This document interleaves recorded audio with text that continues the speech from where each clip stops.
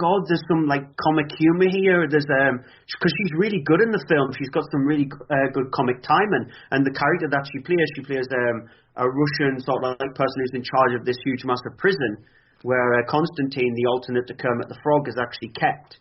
And she's really good, but the rest of the film is just extremely disappointing. Yeah, I know, because the original, like, the song actually starts off, the first song in the movie, talks about how the sequel isn't always as good as the original, and they talk about how sequels don't really live up to the first movie. But the thing is, ironically enough, this movie lives up to sequelitis, because like they literally take everything that worked with the first movie and cram it into this one, because in the first movie there was a lot of self-referential humor, and a lot of people like that. So this one, every 5 minutes they go, I'm going to do this, well, I'm going to do this. Hey, did you know we're Muppets? And we're in a Muppet movie. And that's the joke. Can I just go against the flow here? I actually liked it. You liked it? I didn't like the other one, the Amy Adams one. Really? Didn't like it. Why not? It just bored me. But it had Amy Adams in it. I know, but this one has Tina Fey. I've got a weird mummy thing with Tina Fey. Right, okay. Hot, like. Do we have to end it? But no, I liked Ricky Gervais in it, and I love Ty Burrell. I think Ty Burrell's amazing. Do you know actually what I really, really loved about it? The little Pixar prequel at the start of it. The Monsters University one? Made Monsters University really good? No, it didn't. It made Monsters University. What I mean is it took Monsters University. Yeah, it was better than the movie. Yeah, it was better than the movie. Yeah, there's some very funny bits. That end shot as well, where he's like, "There's nothing in the closet." Opens the door and it's hell. Yeah, you know, and then right at the end, the parents are like, "Can we sleep in bed with you? There's monsters in our closet." That's what I've been trying to tell you. Yeah, I did. I actually really, really liked it. But I liked. I didn't really like the Muppet movie, but I liked it a heck of a lot more. Could you tolerate Ricky Gervais? Yes, I actually kind of liked Ricky Gervais in it. Wow. Yeah. Even his musical number. Yeah, I did. I know, maybe I was... I'm number one. He's number one. Yeah, I kind of did like it. I liked it. No, I thought it was good. I thought it was. I have to say I prefer the Amy Adams version. Okay. Because it has Amy Adams in it. But like, no, I like this one. I thought it was okay. The thing that I liked the most about the first one, or well, the sixth one or whatever it was the Sheldon cameo. Because I was just sort of discovering the Big Bang Theory, and the Sheldon cameo was class. But no, I really didn't like the other one. I like this one. Do you know what I didn't like about this one? Is the fact that they spent the last movie building up this new Muppet character. Right at the end of it, he becomes a member of the Muppets. He's in it for 2 minutes in this one. Yeah. Mm-hmm. And they make the joke down to about, well, we just did a whole movie about him. Yeah. No, I liked it. Sorry, Stuart. It's just the fact that they have so many cameos from different stars, and you know that they're clutching at straws a little bit when they have so many stars in the film. You think, you probably could have went back to the drawing board and worked on the jokes a little bit more. Delayed the film by like 6 months, took out some of those star cameos because people are going to be slightly distracted by it, and make the jokes more stronger and make the musical numbers more stronger. Do you know what I really, really loved about it more than anything else was kind of that kind of buddy cop interplay between the Eagle guy and Ty Burrell. Yeah, that was amazing. There should be a special Academy Award just for this movie. It's the Academy Award that goes to the movie that manages to put Salma Hayek in a tight lycra outfit and make her not look hot. Yeah, no, there's a lot of technical work that goes into that. And what the heck was with the Saoirse Ronan bit where everybody else gets an introduction and she doesn't? Yeah. I'm keeping the Irish side up here. Why does Saoirse Ronan not get an introducing Saoirse Ronan, which they did with all the others? And Toby Thing. The Toby Jones. With Toby Jones. No, but what do you call him that was in Being Human? Oh, Russell Tovey. Sorry. Yeah, because he was just in it for like a second. Yeah, he's like, who's it against, like an Oscar? It's the guy that delivers the big chest at the sit on top of Fozzie. Yeah. The chest at but yeah, he's there and he walks off. I like cameos and I like blink and you miss it cameos, but it just felt so wasted. Not why? Yeah. And what do you call her? The played Hit Girl.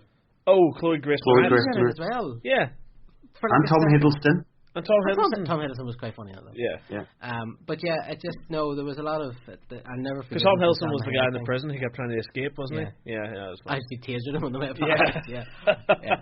No, it wasn't bad. Okay. And at number 1, it's our third new entry of the week. It's Captain America: The Winter Soldier. Yeah, as I said in the post that I do for Following Nerd for the top 10, this is the original Captain America film took 2.98 million.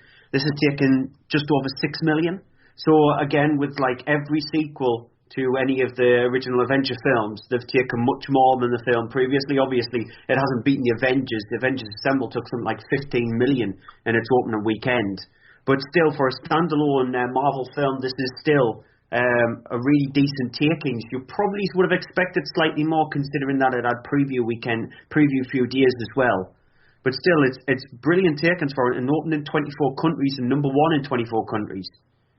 So that's also a good statistic for it. We're obviously waiting for it to open in the US. Whether it gets past the $100 million mark in its opening weekend remains to be seen. My guess is probably around about the $80 million mark, $85 million mark. But it's going to take in a hell of a lot of money, more so than the original Captain America. And it probably does deserve it, because it is a really, really good film. I think out of all the Marvel films, this has got the best flow. But it still has the few little niggling problems, which I will always find something wrong with a Marvel film. Unless it's just completely hits it out the park, I will always find something slightly wrong with it. And in this, I think that the jokes don't hit as well. The humour is not there that well, and it's very predictable. What? Gareth Watson made the point during the week about, because he went to see it and he loved it. Everybody I know, well, pretty much everybody, not quite everybody, but most people I know loved it. But he made the point that it was called The Winter Soldier, but he's not. He's hardly in it. Yeah. Well, they couldn't really call it, Captain America. All the really bad stuff happens. I know. And I think also there's a very serious setup for the Winter Soldier to return as well. So maybe that's kind of what it's going. Like, will the next one be called Captain America: The Winter Soldier 2? Do you know, or will it be? Do you know what I mean? Captain America: The Winter Soldier returns. Yeah, something like that. I mean, very positive. Everybody does. The majority of people. I think I brought up this point before, but I think Marvel should be brave enough to not have these movies as subtitles. I think they should have brought, like, when Avengers 2 comes out, it shouldn't be called Avengers: Age of Ultron. It should just be called The Age of Ultron. Like, when this movie came out, it shouldn't have been called Captain America: The Winter Soldier. It should just be called The Winter Soldier. When Thor 2 came out, it should have just been marketed as The Dark World. Yeah. Do you know what annoys me as well is how, it's Thor 2, The Dark World, it's Captain America, The Winter Soldier, Iron Man 2, Iron Man 3. Why is it not Iron Man? Rise of Whiplash. Or whatever. Yeah. I don't understand. There seems to be sort of an inconsistency there as well. I think it's just because Iron Man was the first one out of the gate. Yeah. And, they made Incredible Hulk and then they made Iron Man 2. So you're sort of saying that they should go down the James Bond route, where it shouldn't be. It's not James Bond Casino Royale. Yeah. It's just Casino Royale. Yeah, because I think that would be cool. Yeah. And I can't really put my finger on why. I just think that would just make so much more of a better idea. Like, Amazing Spider-Man 2's coming out. It's called Amazing Spider-Man 2. Not Superior no, not over here. It's not in America. Okay. It's not in international releases. It is. But it should have just been called Rise of Electro. Spider-Man: Rise of Electro. But I think it's so people know. I think you need to do that as well. Oh, but you've got the picture on the poster. But the other thing about it is, because they're comic book adaptations, these stories ran. The Winter Soldier was in the Captain America books, and that kind of idea. Yeah, I know, but I think it would be really, really bold if they were to do that. Okay, yeah, I can see what you mean. Like just Marvel's The Winter Soldier. Yeah, Marvel's The Winter Soldier. Because isn't that an awesome title for a movie? The Winter Soldier. Yeah. No, not Captain America: The Winter Soldier, just The Winter Soldier. When the first one came out, just call it The First Avenger, which some markets did. Okay. It's sort of, I'm not sure I agree with you, though, but I know what you mean. I know where you're coming from. Okay, fair enough. I'm picking up what you're putting down. Don't do that. I don't know where you've been. Stuart's on here anyway. It's Stuart. Yeah, sorry. I'm still here. Sorry, we did. Yeah. Right, okay, so that's the chart out of the way. What's happening this week? Coming. Well, you've got 3 films out, as I've always mentioned. Rio 2. I didn't like Rio. The animation of Rio is fine, but everything else about it was boring, and this looks just pretty much the same. I don't know how many times I've seen the trailer for Rio 2, and it just makes my eyeballs bleed. Yeah, especially because there's now like a musical one of it as well, where the main bad guy does a musical number, and it just looks really boring. Like, is it just me as well? Like, that dog, I forget who plays the dog, but like, he just looks disgusting. Like, he's got the saliva hanging from his chops. He just, does not look good to look at all. And then there's like a bird voiced by Will.i.am, and then who else is in it? There's who cares? Jimmy Fox as well. It's just like wasted. Yeah, who cares? I think that's the reason why I'm throwing Andy to see it. And he's also, I'm forcing him to see that Divergent as well, which that is sort of like awful. Yeah, it's a film that's trying to be like the Hunger Games mixed a little bit in with Twilight and trying to take that tween kind of market. Yeah, because Shailene Woodley's in it, and Shailene Woodley obviously was supposed to be Mary Jane Watson in The Amazing Spider-Man 2, and obviously she's been pushed back to the third movie. But still pops up in some of the trailers for this one. Yeah, but for all the trailers that I've seen for Divergent, she's barely in it. And when she is, she looks like a robot. She just looks like she's got that Kristen Stewart, just blank expression on her face. And, that's really not making me want to see it. And Kate Winslet's in it as well, with a really weird accent. Oh, yes, I know which one this is. I've seen the trailer for it. Yeah. Because I actually thought it was Hunger Games whenever I saw the start of the trailer. Yeah. Yeah, okay, how do I know the one you're about? Yeah, it's from the director who did Limitless in The Illusionist. So he's got like the tween kind of market with this one. Considering it's a mile away from Madison The Illusionist, but it just looks a bit boring. It looks like a carbon copy of it, and it's like taken not the best bits of it. It looks like it's taken some of the worst lumbering bits of the Twilight films would be the entirety of the film, but from the Hunger Games, little bits and bobs from that, which you probably think, that didn't work in it, and it looks like he's melding it together to make a movie that might just have meh stamped on it. And then you've got the final film of the week is Darren Aronofsky's Noah. Have you seen this yet? Because I know there's been preview screenings. I haven't, because again, with me living in Sunderland in the northeast of England, we don't get anything like preview screenings. It's like a backwater part of England, this place. I wouldn't be surprised if our projectionist is like 90-year-old with only one tooth and who's standing there who's cranking a handle. So, yeah, we don't get previews here, so I haven't been there, managed to see it. I'm going to see it tomorrow.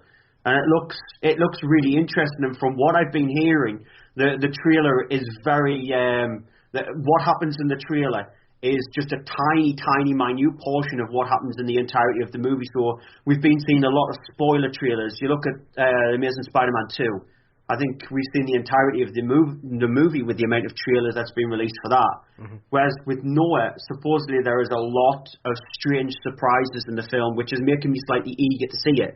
So it's definitely got the Darren Aronofsky feel to it. It does look like his kind of epic scale kind of movie as well. So it looks really interesting. He's homage to the biblical epic of Noah. So I will always give that a try. I've heard a couple of reviews of it, and both of them have said the same thing, that it's not actually as epic as you think. It's much more about Noah's family, and apparently the actual, bringing the animals onto the ark, apparently that only takes up about a minute of the movie, which kind of was a bit, what?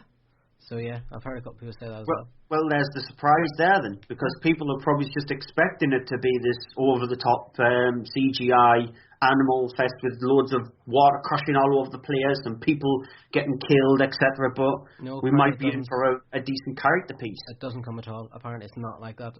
It's very much, because funny. I listened to a reviewer on the radio tonight talking about it, and he actually said, "God forgive me, I almost wish Michael Bay hadn't made this movie." Oh, I know, bold words. Apparently, it's really, really dull, and it's been banned across the whole world. I mean, everybody's just like, "Oh, don't go and see that. It's blasphemous and it's this and it's that and the other." So yeah, it's But I do think because if it wasn't Aronofsky, I wouldn't be too bothered. But because it's Aronofsky, I definitely think it's going to be worth checking out. Yeah, we definitely don't want Michael Bay's grubby hands over it, because everybody's seen the Turtles trailer, even though he's the producer of it, and Jonathan Liebesman is the director of it. He's worked with Bay before on things like Texas Chainsaw Massacre: The Beginning and things like that. So, and have you heard the latest? Who's actually doing voices in Teenage Mutant Ninja Turtles? Yeah, Johnny Knoxville is doing Leonardo, and Tony Shalhoub is doing Splinter. What? Tony Shalhoub is Splinter? Yeah, because I saw the story break tonight, and I knew that they were part of the cast. I didn't know who they were going to be. Yeah. So Johnny Knoxville is providing the voice of Leonardo, because I'm guessing they didn't like the voice of the actor who was playing Leonardo, so I thought we need to actually dub it all over, so they're getting Johnny Knoxville to do that, which you can sort of... You will probably see a Michelangelo for him, not Leonardo, with Tony Shalhoub as Splinter. I don't. Chris Pratt is still doing one of the voices, isn't he? Or am I making